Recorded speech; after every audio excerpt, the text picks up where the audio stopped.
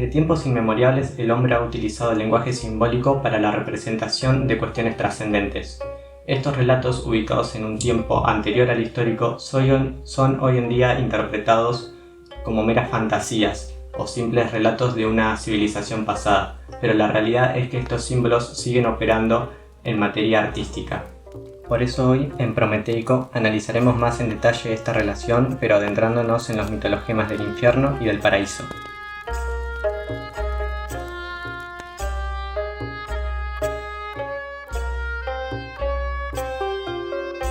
El monomito es una teoría presentada por el mitólogo Joseph Campbell, la cual habla sobre la existencia de un solo mito, del cual se desprenden todos los mitos conocidos. Esto quiere decir que, indiferentemente del tiempo histórico y de la cultura a la que un pueblo pertenece, su mitología tendrá grandes rasgos en común con otras civilizaciones inconexas a esta. El héroe que cumple la función de protagonista se verá embarcado en un viaje el cual los distintos arquetipos se presentan en su camino. Todas estas historias buscan, en definitiva, relatar lo trascendente. Mediante las nociones propias de cada cultura, estas estructuras narrativas utilizan el símbolo como herramienta de lenguaje, capaz de llevar a cabo la ardua tarea de traducir los saberes esotéricos en exotéricos. La importancia de esto es que una vez algo puede ser nombrado, puede ser pensado y comunicado, enriqueciendo así a todos aquellos que lo comprenden, porque esa soledad que siente el incomprendido deja de ser tal cuando entiende que su sentir es compartido. He aquí la importancia de la mitología, ser el primer registro de un lenguaje que nos hace humanos. La palabra mito hoy en día es sinónimo de lo falaz. Hay quienes hacen referencia a la mentira como un simple mito. De más está decir que esto es errado y que en la mitología radican verdades que son heredadas a través del símbolo, dos de ellos siendo el paraíso y el infierno. El infierno en un principio hacía referencia a aquello que está debajo, aún según la mitología griega, reino de los muertos. Indistinto a su comportamiento en su paso terrenal, estos muertos, como se retrata en la Odisea de Homero, permanecían en un estado de ceguera y para recuperar la conciencia debían de beber sangre. Posteriormente, en la Eneida de Virgilio, se cuenta una división entre quienes tenían cercanía a los dioses o cuentan con una condición heroica con respecto a los malvados. El destino de estos últimos era el Tártaro, el cual tiene una reminiscencia al castigo.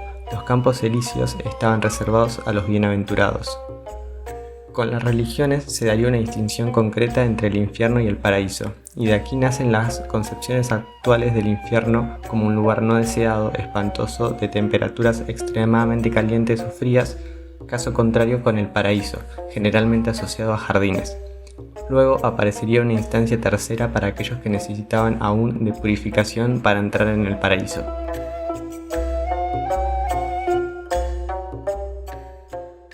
Dante Alighieri fue un gran conocedor de la teología y concibió en su obra La Divina Comedia a un infierno dividido en 9 anillos y a un paraíso en 9 cielos, idea proveniente del Islam. Ahora bien, Dante, en su condición de poeta, al igual que Homero para con sus poemas y la mitología griega, genera una obra artística, basada en la religión, pero fue la propia obra que, tras el pasar de los años, influyó de tal manera en el cristianismo que su contenido simbólico es entendido casi como una verdad revelada. Sin ir más lejos, no existen documentos de la Iglesia sobre el purgatorio, tema tratado por Dante, sino hasta 100 años después de su muerte.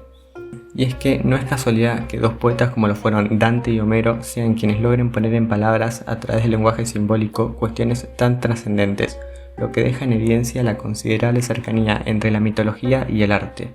La mitología consta de narraciones ancestrales, donde las temáticas relevantes propias a todos los humanos toman, por primera vez, contacto con el lenguaje. Por eso, para entender el simbolismo que carga algo, se debe recurrir al mito, porque allí nace. Por su parte, el arte consta de aquella repetición de aquel simbolismo, originado en el mito en función de lo que el artista quiera contar. En este caso, el simbolismo pasa a ser un mitologema.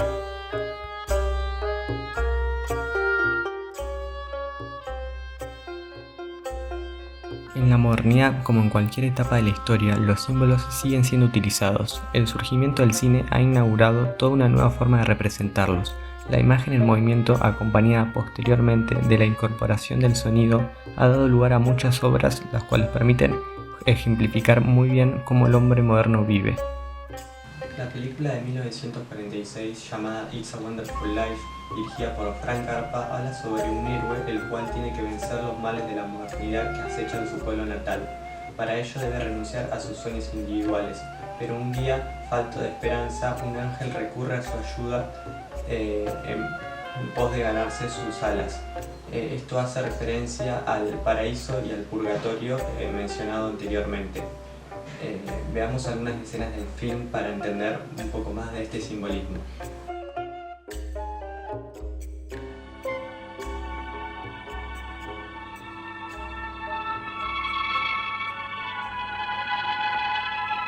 Hola, José. ¿Preocupado? Tendremos que mandar a alguien abajo. Solicitan voluntarios para prestar auxilio a un tal George Bailey. George Bailey. Sí, esta es su noche crucial, tiene razón. Hay que mandar a alguien sin perder tiempo. ¿A quién le toca? Esa es la razón de mi visita, señor. Otra vez está en puertas el relojero. Oh, Clarence. Aún no le han dado sus alas. Bailey. Señor, si cumplo esta misión con éxito, ¿me habré ganado las alas? Llevo esperando más de 200 años y la gente empieza a murmurar. ¿Qué libro es ese? Oh, las aventuras de Tom Sawyer. Clarence, haz un buen trabajo con George Bailey y te daré las alas. Gracias, señor. Muchas son las obras que saben tratar con el simbolismo, pero es importante marcar que la modernidad ha hecho de la sociedad una más tradicionalizada y por consecuencia incapaz de entender el símbolo. Tomemos el caso de Thor. En su condición de dios nórdico fue readaptado a la línea de superhéroes de Marvel, ya sea en películas o en cómics. La utilización de su figura a través del tiempo marca lo importante e inevitable de la herencia simbólica. Muchas de sus adaptaciones narran mitos antiguos readaptados a la contemporaneidad. El problema yace cuando no se comprende su figura y pasa a ser un simple entretenimiento. El espectador busca entretenerse, por lo que demanda más de este tipo de historias, pero el verdadero mensaje queda banalizado o incluso a veces es la propia obra la cual se aleja de su finalidad original con el motivo de lograr satisfacer y retener a un público. Asgard es el paraíso de los dioses en la mitología nórdica, y el Valhalla es el lugar donde van quienes tuvieron la valentía de morir en batalla, algo ampliamente valorado por la civilización. Pero esta sacralidad en algunas de sus películas pareciera ser un solo ornamento que está en función de un simple show.